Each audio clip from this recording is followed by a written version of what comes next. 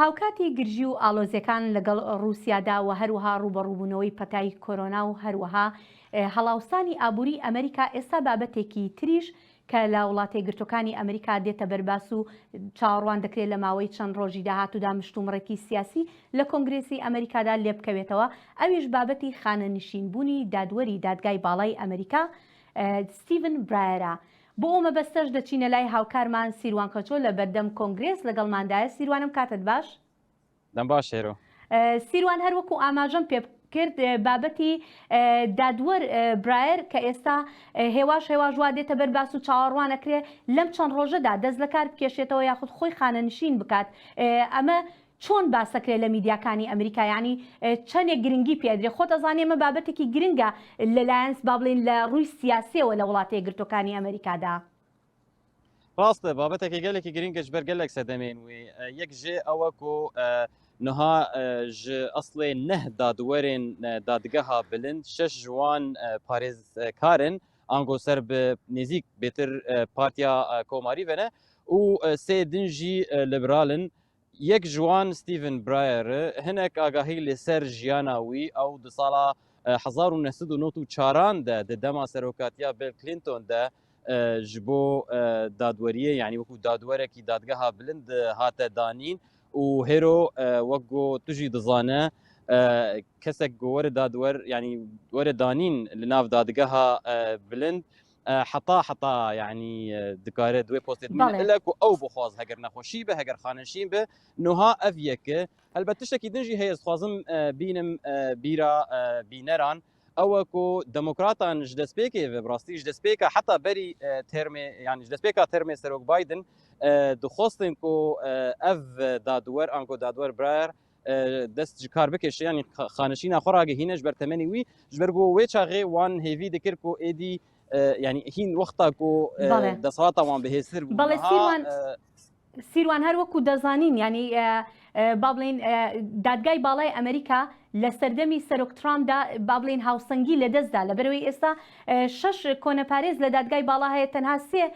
لیبراڵی تایە و ئەمەش بەهۆی ئەوە بوو کە سەرۆکی پێشوو ترامپ توانی 3 دادوەر دەستنیشان بکات لەو کاتەیە بۆ دادگای باڵای ئەمریکا. جا ئێستا ئەمە دەرفەتێکە بێ بۆ سەرۆک جۆ بایدنیش کە دادوەرێک دەستنیشان بکە هەرچەنە ئەمە با بڵێن دادوەرێکی لیبراڵە بە لیبراڵێکی تر با بڵێن گۆڕانکاری بەسەردادێت. بەڵام ئەوەی کە ئێستا باس ئەکرێ لێرەیە ئەو بابەتەیە کە سەرۆک جۆ بایدن لە کاتی هەڵمەتەکانی هەڵبژاردننیدا ئاماژەی بەوە کردبوو کە ژنێکی ڕەشپێست بۆ ئەم پۆستە دیاری بکە. بەڵام ئەو بە پێچەوانی سەرۆک ترامپەوە کە پێشتر لە ساڵی 2016 و پاشان کاتێکە خۆشی هەڵبژاردەوە لە ساڵی 2020 لیستی ئەو دادوەرانەی یعنی ئەو دادوەرانی کە پێشبینی ئەکران بۆ دادگای باڵا ڕاگەیان. بەڵام سەرۆک بایدن هیچ کەسێکی ڕانەگەیاندووە بەناو بەڵام وتێتی ژنێکی ڕەشپێست دانێ. جا ئێستا مشتومڕەکە زیاتر لەسەر ئەوە بێ ئایا ئەبێ کێ بێت ئەم ژنەوە وەکو دەزانین کە ئێستا لە کۆنگرێسێکی بەو شێوە دابەشبووەدا ئەمە مشتومڕێکی زۆریشی لێکەوێتەوە سیروانیانی تاوەکو کەسێک دەستنیشان بکرێ یاخو کەسێک پەسەند بکرێ لەلایەن کۆنگرێسەوە. ڕاستە ینی نها وەکتەژی گوت کەسێکی ڕەشتپێست بایدن دووەختا کەمپێنا هەڵبژاردنێ دە ئەفسۆزدایە و گوتیە هەگەر هات و دووەختاویدە پێویست بوو کۆ دادوەرێکی نو دەینە 100% وێ ژنێک ڕەش بینی نها دەستگەهێن ڕاگەهاندن لە ئەمریکا هەنێک پێشبینیا دکن ینی دەبێژن بەلکی ئەv چەند ناو دانە پێش لێ وەکو تەگۆ بایدن حتا نها ئەv یەک لیستەیەک ئامادە نەکریە وەکو بۆ ترامپ ئەو لیستەیەن خۆ ئامادە دکرد ji ber wilo ممکنە هەر کەسێک بێ ئەنکا حتاک و ڕاگەهاندنا خانشینە ستیڤن برایر بفەرمی وە ڕاگەهاندن باوەڕ دەکەم وێ کەسێک ئامادە بووی بە وشخوا لە گۆر عرف و قانونێژی وێ برایر حتاک و کەسێکی نوش ئالیە ئەنجومەنا پیران ئەنگۆسیناتۆ یا کۆنگرسێ بە وەرە ئەرێکردن وەرە قبولکردن حتا وێ چاغی ئەوێ دوێ پۆستێدا بمینە تشتێکی دنجی باڵکێش هەیە کۆ کۆماریان سۆزدایە مچمەکانن و ڕێبەرێ کۆماریانە لە ناو ئەنجومەنا پیران گوتیە کۆ وێ پرۆسێسەکە نەرم بە بێ ئاستەنگی و بێ ئالۆزی وەکو کۆ چاوە هەری داوی ئێمی بێت سیح ڕۆژاندا هاتە ئەرێکردن ژە ئالیە سیناتۆیێڤە کۆماریس دبێژن ینی کۆ ئەو یەک وێ جارێژی بە هەمان بەڵێ بەڵام ئەمەش فێکوەرە بەڵێ بەڵام سیروان پێم وابێت دیموکراتەکان ینی ئێستا لەم کاتەیە دەیانەوێت ئەم شتا هەر چۆنێک ببێ لە پێش با بڵین هەڵبژاردننی مترم یاخود هەڵبژاردننی کۆنگرێز ئەم شتە ئەنجام بدەن لەبەرەوەی ئێستا دیموکراتەکان بە ئاستەم زۆرینەن بە دەنگی جێگیری سەرۆک زۆرینەن ئەوان لە سیناتی ئەمریکادا بەڵام ئەگەر ئەو زۆرینەیە لە دەست بدەن دوور نییە ئەو کاتە گرفتێکی گەورەتریان بۆ دروست ببێ بۆ پەسەندکردنی دادوەرێک لەوێ. ڕاستە هەنێک ژمار هێرۆ نها کۆماری ینی ئەم بێژن دموکرات 48 کۆنگرس ئەم جڤاتا سیناتۆیەدا دوو کەسێن لیبرال هەنێک و ئەوژی نێزیکی کۆکسا ئەم بێژن نێزیکی پارتیا دموکراتن و هەرگاو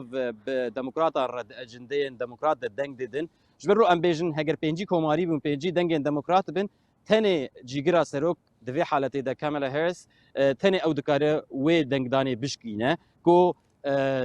ji bo erêkirina danîna dadwerekî nû ji bo dadgeha bilind tenê pêncî û yek deng divê yanî pêwîst nake ku rêjeyeke taybet hebe tenê heger pêncî û yek deng di vê haletê de hebe têra wê yekê dike ji ber lo wek te jî got bi rastî demokrat dixwazin ev yek bi lez û bez werekirin berî helbijartinê Novemberê berî cotmehê ku renge ew hesabatên li nav kongresê hejmara endamên sînatoyên demokratan nav kongresê were guhartin ji ber lo ez jî texmîn dikim ku bi rastî ev qonax divan دوسێ mehên pêş de bi dawî bibe. بەڵێ سیروان هەروەکو دەزانین ینی دادگای باڵای ئەمریکا ڕۆڵێکی گرنگی هەیە لە وڵاتە یەکگرتوەکانی ئەمریکادا زۆربەی بابەتەکان ینی یاساکانی کە مشتومڕی لەسەر لە پاشانە دەچێتەوە بەردەم دادگای باڵا و لەوێ بڕیاری لەسەر ئادرێ لەبەر ئەوە هەر یەک لە دیموکراتەکان و لە کۆمارەکانیش دەخوازن کەسانی کە هاوڕابن لەگەڵیانە ینی کەسانی با بڵین ئەمانە ئەندامی حزب نین و هیچ با بڵین دەستێوەردانێکی حزبیش نابێ هەبێ لە کارەکانی ئەمانە بەڵام دەیانەوێت کەسانێک بن کە هاوڕابن لەگەڵ بیر و بۆچوونەکانیان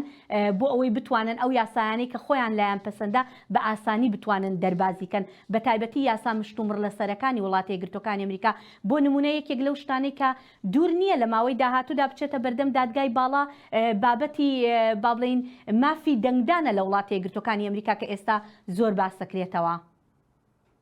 ئەو یەکێژ بابەتێن هەری گرنگە و حتان هانەگە هێشتیە بەردەستێ دادگەها بلند لێ وەکتە گوت گومان هەیە گەلک بابەتێن دژی هەنێ هێرۆ بڕاستی گۆبوونە جهێن جوداهێن ئیدئۆلۆژی وەک نمونە مەسەلا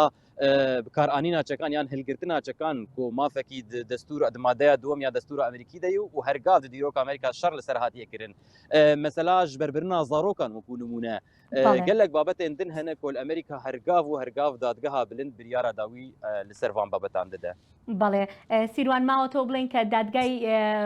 بابلین دادگای باڵای ئەمریکا لە ساڵی 1970 دامەزرا و وەلەو کاتەدا کە دامەزرا دادوەرەکانی تەنها ژمارەیان 5 دادوەر بوو پاشان بوو بە 10 دادوەر و گەڕایەوە بۆ 9 دادوەر و لەم دوایانەشا باس لەوە دەکرا کە هەوڵ ئەدرێ بکرێن بە 11 یاخود 13 دادوەر بەڵام هەتا ئێستا هیچ باسێکی ئەوە نەکراوەتەوە و هێشتا 9 دادوەرن. بەڵێ سیروان سپاس دەکەم کە بۆم کاتە لەگەڵماندا بووی.